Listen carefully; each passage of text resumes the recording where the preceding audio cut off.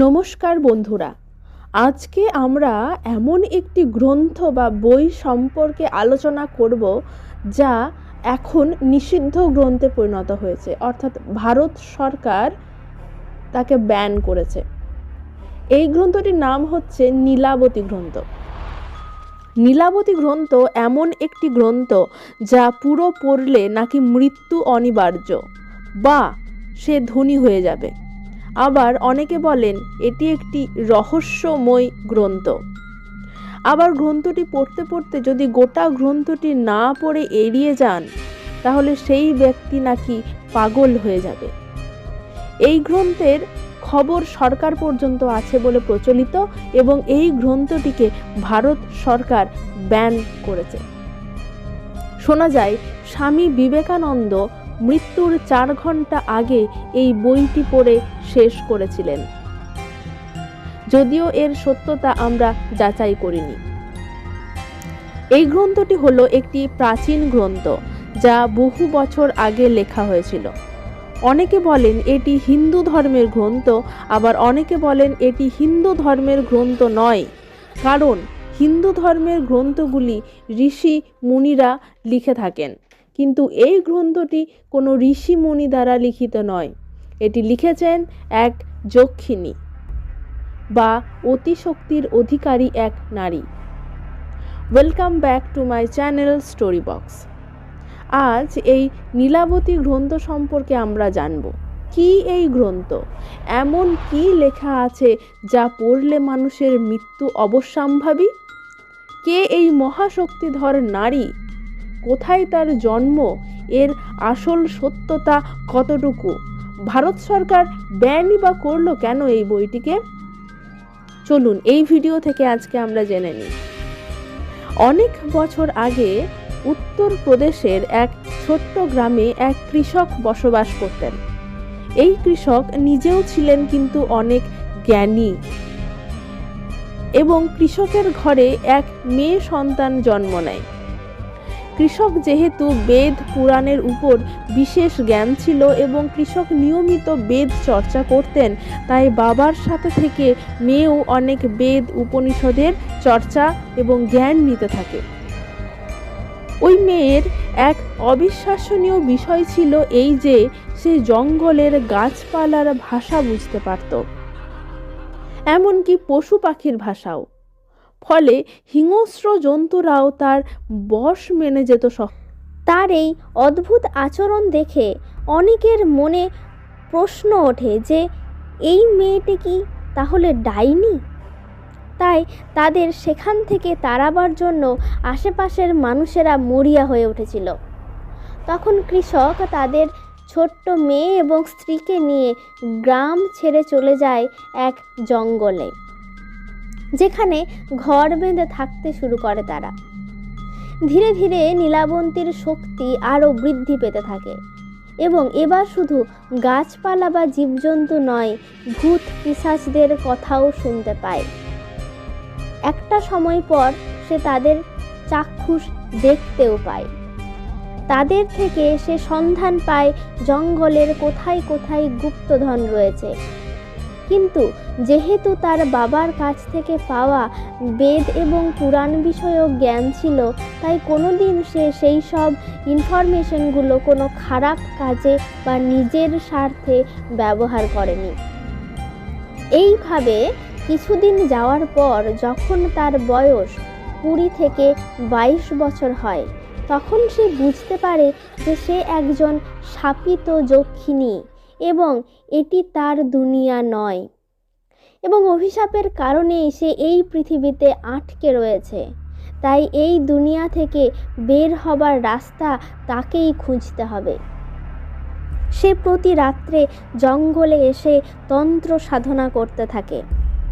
একদিন রাত্রে যখন সে জঙ্গলে তন্ত্র সাধনায় মগ্ন, তখন সে এক ব্যাপারী বা ব্যবসায়ীকে দেখে ডাকাত দল ধরে নিয়ে যাচ্ছে। তখন নীলাবন্তী সেই ব্যবসায়ীকে উদ্ধার করে এবং সেবা শুশ্রূষা করে তাকে সুস্থ করে তোলে। জ্ঞান ফেরার পর নীলাবন্তীকে দেখে সেই ব্যবসায়ী মোহিত হয়ে যায় কারণ নীলাবন্তীর রূপ ছিল এতটাই মোহনীয়, এতটাই সুন্দর। তারপর নীলাবন্তীকে সে বিয়ের প্রস্তাব দেয়, কিন্তু নীলাবন্তী জানায় সে বিয়ে করতে পারবে না। সে বিয়ে করতে রাজি হবে একটাই শর্তে, যে তার স্বামী তাকে কোনোদিনও কোনো ব্যাপারে কোনো প্রশ্ন করতে পারবে না। তখন ওই ব্যবসায়ী তার এই শর্তে রাজি হয় এবং বিবাহ করে। বিবাহের পর নীলাবন্তী প্রত্যেক দিন রাত্রে বের হয় তন্ত্র সাধনা করতে এবং নিজের লোকে ফেরত যাবার রাস্তা খুঁজতে। সে জঙ্গলে জঙ্গলে ঘুরে বেড়ায়, কিন্তু তার স্বামী তাকে কোনো প্রশ্ন করতে পারে না, কারণ সে এই শর্তেই বিয়েতে রাজি হয়েছিল।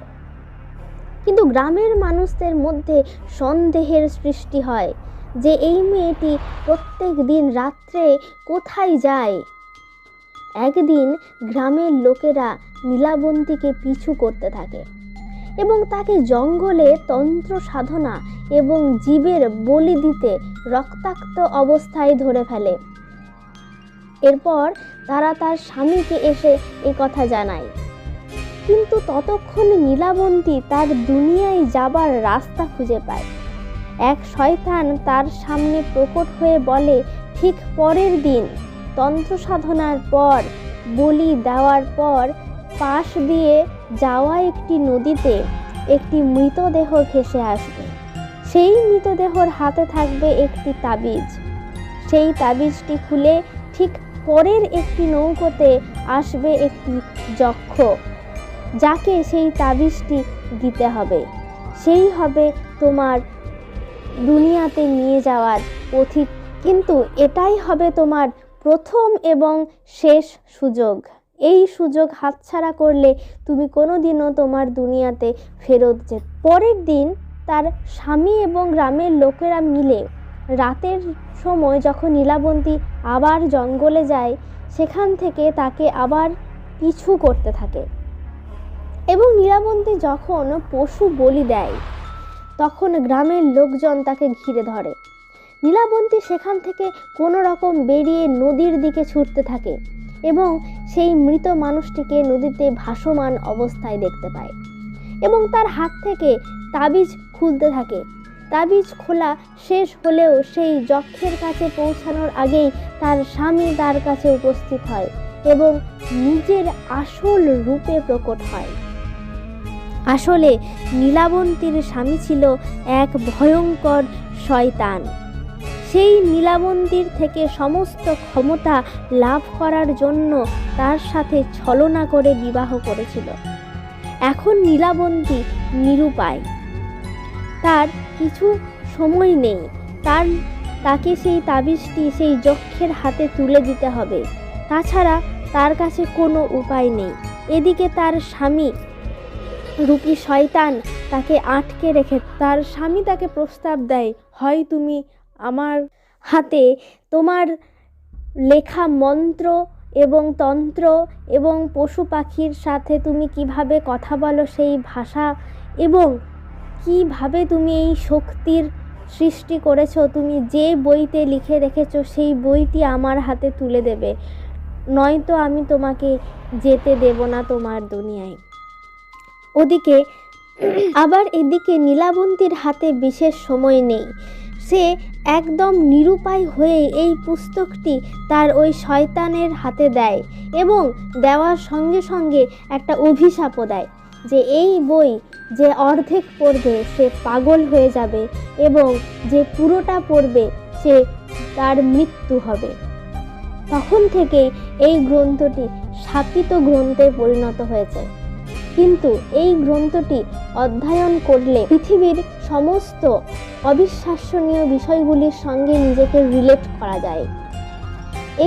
এই গ্রন্থটি নিয়ে অনেক রিসার্চ করা হয়েছে এবং এই গ্রন্থটি একটি কঠিন দুর্বোধ্য ভাষায় লেখা হয়েছিল, যেই ভাষা থেকে একজন পণ্ডিত ট্রান্সলেট করে সহজ ভাষায় লিখেছে। তবে এই গ্রন্থটি পড়ার পর মৃত্যু অবশ্যম্ভাবী কিনা তা এখনো পর্যন্ত জানা যায়নি।